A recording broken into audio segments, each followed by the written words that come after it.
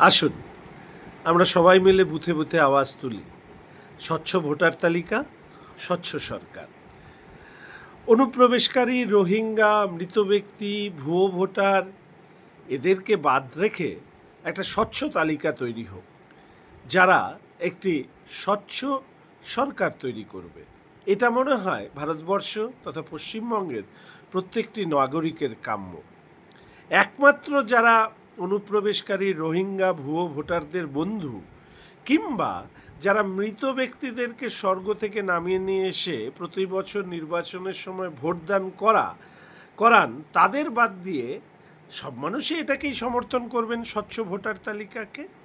ফলে আমার মনে হয় এই মুহূর্তে এই আওয়াজ উঠুক, স্বচ্ছ ভোটার তালিকা, স্বচ্ছ সরকার।